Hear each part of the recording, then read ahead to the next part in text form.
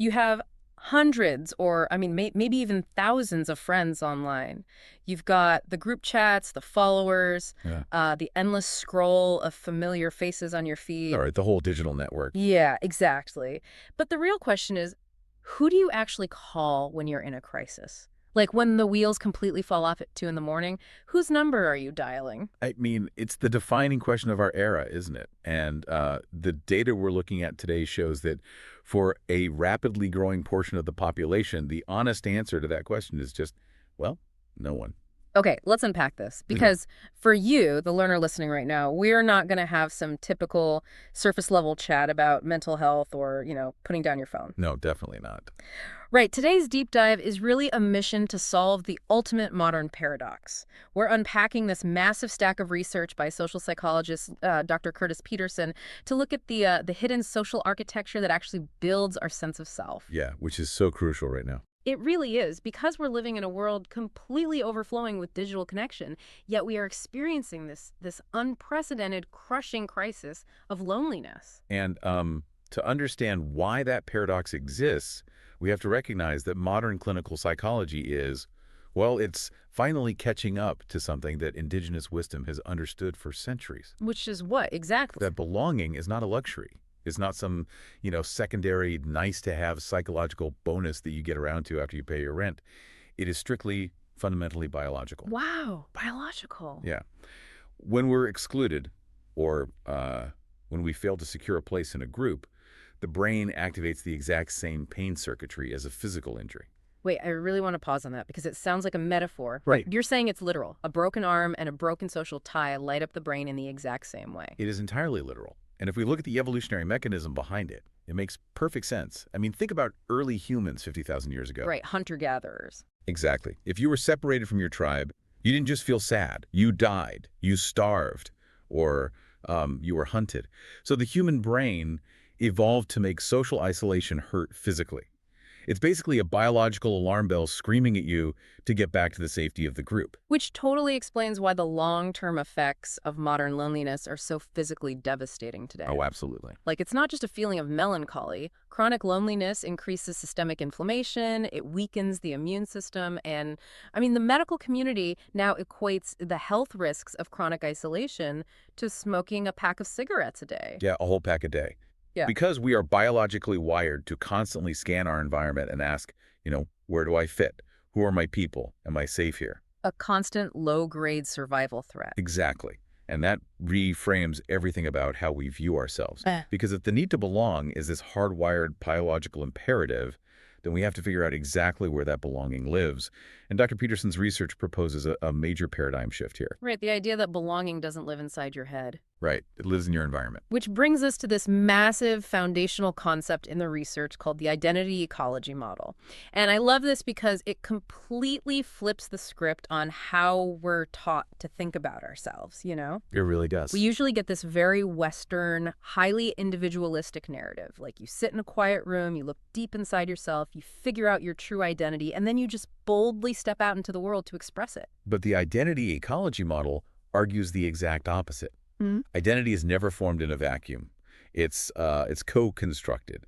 We actually figure out who we are based on the feedback, the reflections, and the recognition we get from our environment. There's this fascinating 2025 longitudinal study led by Sujimura that you highlighted in the notes, and it basically proves this ecological idea, right? It really does. So what the Sugimura team did was track individuals over several years.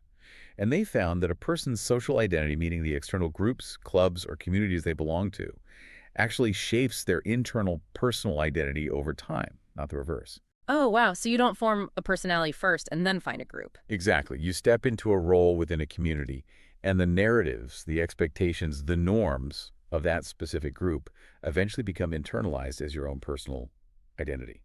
The environment acts as a scaffold for the self. And Peterson breaks this environment down into 3 overlapping layers, almost like concentric circles around a person. The innermost circle is the proximal layer, Right. which is your foundational mirrors, so your family, your closest friends, maybe a lifelong mentor. Yeah, the people right next to you. And then you step out into the intermediate layer. Okay. These are the institutions that give you a specific role and a developmental pathway. So your high school, your university, your workplace, your local religious community. Got it. And finally, the outermost circle is the distal layer. Yeah. This is the big abstract stuff, the national narratives, the media landscape, the overarching culture you happen to be born into. Exactly. But I have to push back on this for a second. If my identity is just a product of these three layers bouncing signals off of me, does this mean I don't really have a core self at all? Like, is free will just an illusion? Are we all just walking chameleons reflecting whatever room we happen to be standing in? Well, if we connect this to the bigger picture, it's not about lacking a core self, and it's certainly not about lacking free will. It's about the reality that a core self cannot stabilize without what Peterson calls relational mirrors. Relational mirrors. Okay, explain how that works in practice. Think of it like this. You are born with innate traits, genetic dispositions, natural talents. Maybe you're naturally highly empathetic. But for that raw trait to crystallize into a coherent, stable identity, for you to confidently say, I am a caregiver, you need those ecological layers to reflect that back to you. So you need someone to actually receive that care. Exactly. You need a family member to say, thank you for listening to me. You need a workplace that recognizes your emotional intelligence. You need an environment to confirm that you are competent, that you matter, and that you have a place. So the raw material is mine, but the environment cures it, almost like concrete. Without the mold, it just stays formless. That is a great way to visualize it. Peterson conceptualizes this environmental mold, using the term tribal belonging. And just to clarify for the listener, he's using tribe here in a psychological, theoretical sense to describe close relational networks of mutual responsibility. Right, not the political sense. Exactly. He divides these into core tribes, which are your lifelong anchors like your family, and developmental tribes, which are stage-based groups like your peers in a college dorm or colleagues at your first job. You need both types to continuously mirror your identity back to you throughout your life. Which leads us to a pretty terrifying realization. If our identity relies so heavily on these layers of relational mirrors to keep us stable, what happens to a person when the middle layer, that intermediate physical community, simply vanishes? You experience a profound psychological destabilization.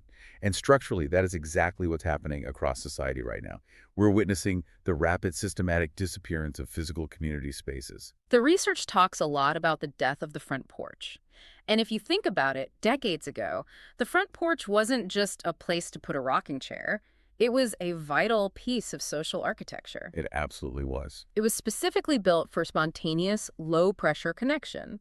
You sat out there, your neighbors walked by, you nodded, you chatted about the weather, you didn't have to schedule a calendar invite to be seen. Sociologists call these spaces third places. Right. Your first place is your home. Your second place is your work or your school. Right. And the third place is where the community actually breathes. It's the local barbershop, the bowling league, the neighborhood diner, the public park. Places where you just exist. Exactly. Environments with zero agenda other than shared presence. Right. You don't have to produce anything, you just have to be there. And over the last few decades, through suburban sprawl, digital shift, and hyper-individualism, those physical third places have essentially been paved over. Yeah. We traded the front porch for an attached garage and a Ring camera. And the data on what happens to human beings when those spaces disappear is just staggering. It really is. We are in the middle of what sociologists are calling a friendship recession. There's been a massive, unprecedented jump since the 1990s in the number of Americans who report having zero close friends. And the data shows this is hitting men particularly hard. Which raises an important question.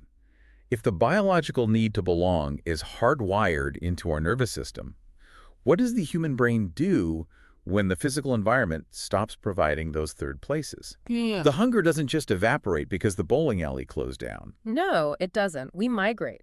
We look for what Dr. Peterson calls substitute belonging. If the physical neighborhood is a ghost town, we pack up our psychological bags and we migrate to digital gaming communities, to hyper-polarized political forums on Reddit, or to extreme online subcultures. And this is where we have to be really analytical, because while those digital spaces can absolutely provide a rush of connection, they operate on vastly different mechanics than physical third places. How so? Well, there's a fascinating 2026 study by Hughes and Smith regarding implicit norms in these substitute spaces.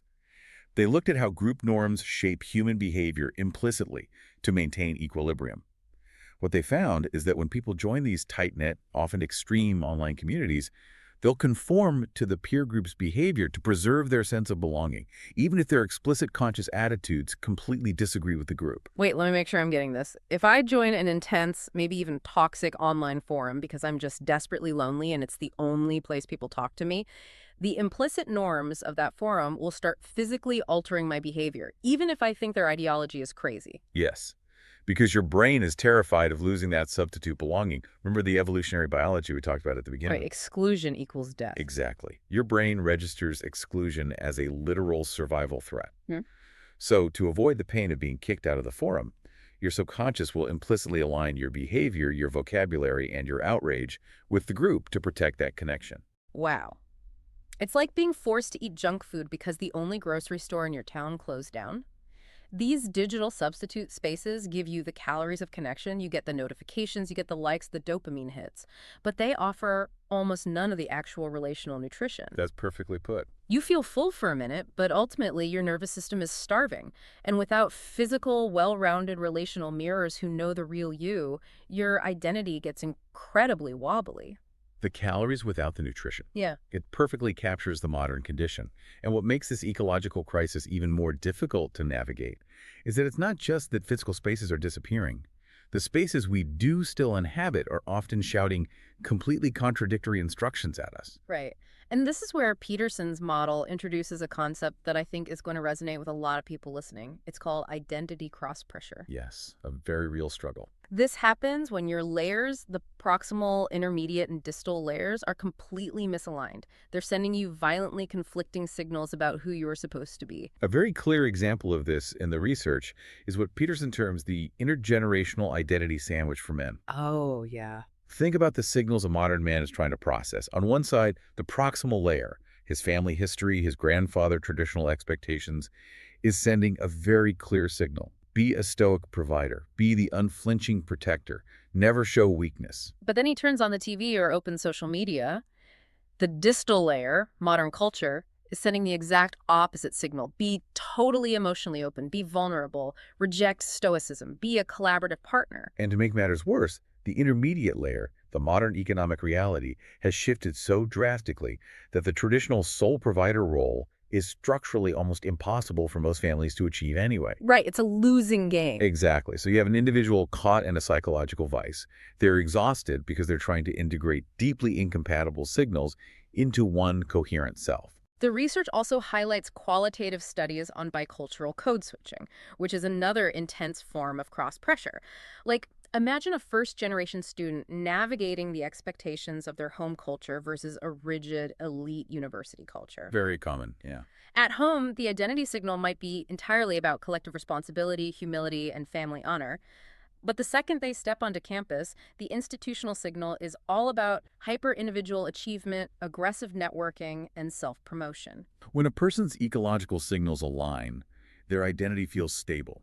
They feel at peace. But when those signals conflict, the individual experiences intense dissonance. Their sense of self literally becomes a site of daily negotiation. Here's where it gets really interesting. Think about imposter syndrome. If you are listening to this, you've probably felt it. I mean, I've felt it. Oh, we all have. We usually talk about imposter syndrome as a personal, internal, psychological weakness. We tell ourselves, I just need to build my confidence. I need to push through this. I need to believe in myself. But Dr. Peterson's model completely reframes imposter syndrome. It's not a personal failing. It's identity dissonance. It is such a liberating reframe. Yeah. Let's take a woman entering a highly male-dominated STEM field, or that Native American first-generation student entering a traditional Western university. Mm-hmm. They possess the internal aspiration, they have the intellect, and they have the drive. Right. But the intermediate layer, the institution itself, lacks representation and implicitly sends out what psychologists call identity threat signals.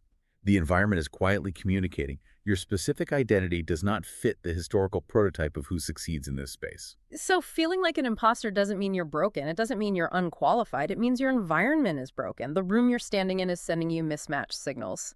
It's an ecological problem, not a you problem. This dynamic brings to mind Kurt Lewin's foundational equation in psychology, which Peterson adapts brilliantly. Lewin proposed that B equals F of P, comma E. Behavior is a function of the person interacting with their environment. You can't separate the two. Exactly. You cannot separate them. Peterson translates this for the modern loneliness crisis.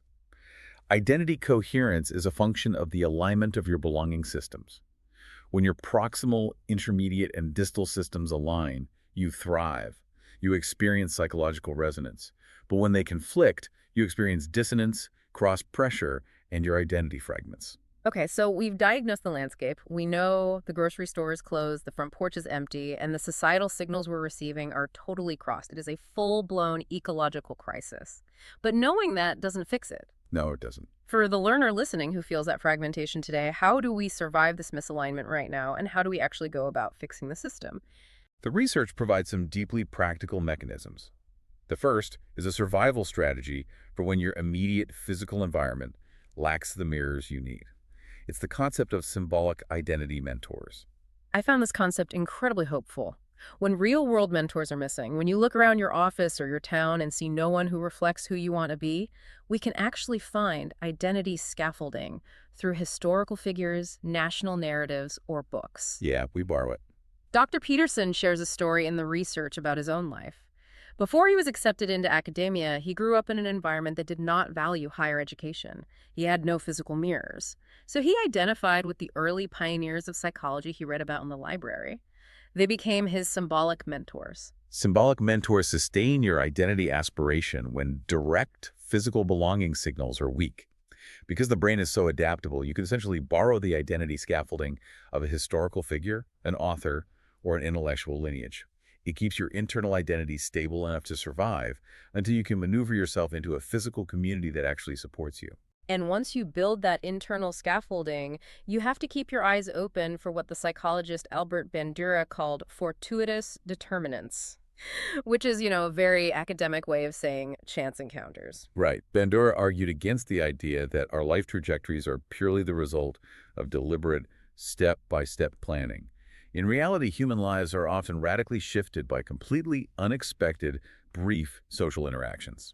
Peterson gives a beautifully vulnerable example of this in the text. He was facing incredibly negative signals from his inner circle about going to college. He was about to give up, but his ex-wife actually stepped in, facilitated his college advising appointment, and helped him fill out the application. Right, just a small moment. Yeah, that single fortuitous intervention acted as an identity catalyst. A brief moment of support shifted him into a totally new ecological pathway that changed the rest of his life. A chance encounter bridges the massive gap between an internal aspiration and a new structural reality. Right.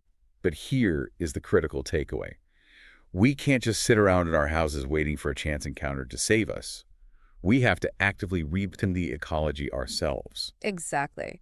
The sources outline actionable shifts in how we live our daily lives to rebuild our local ecosystems. And it's not a rigid checklist, it's a philosophy of living. First, engage meaningfully.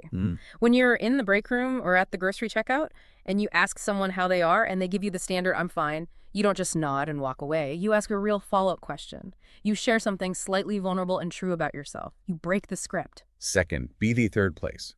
We cannot wait for urban planners to magically rebuild the bowling leads in the public squares of the 1990s. We have to create those micro spaces ourselves. Right. Linger on your own porch. Hold the door open in the lobby and actually initiate a conversation. Organize a low-stakes informal gathering with your neighbors where there's no agenda, no networking, just shared presence. And third, practice reciprocity. Provide the exact recognition that you are desperately craving yourself, which really leads to the ultimate mindset shift required by all of this. If you are listening right now and you're feeling the heavy weight of the friendship recession, the way out is totally counterintuitive. It really is. To cure our own loneliness, we have to stop asking the universe, "How can I belong?" And we have to start asking, "How can I make someone else feel like they belong?" What's fascinating here is how quickly that psychological shift alters your immediate ecosystem.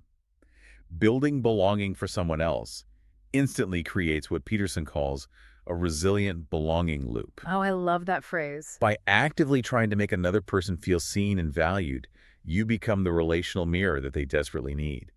And through the natural mechanics of human reciprocity, they almost invariably turn around and become the mirror that you need. It's like you're individually repairing the social architecture of your neighborhood, one brick, one conversation at a time. Precisely. You are shifting your local environment from dissonance to resonance. Okay, let's distill this deep dive down. Loneliness is not a personal failing, and it is not a sign that you're unlovable. It is an ecological crisis. Our identities are co-constructed by the overlapping layers of our environment, our family, our institutions, our culture. Right. When those layers conflict or when our physical communities vanish, we experience intense identity cross-pressure and literal biological pain. The cure isn't just more solitary self-care routines.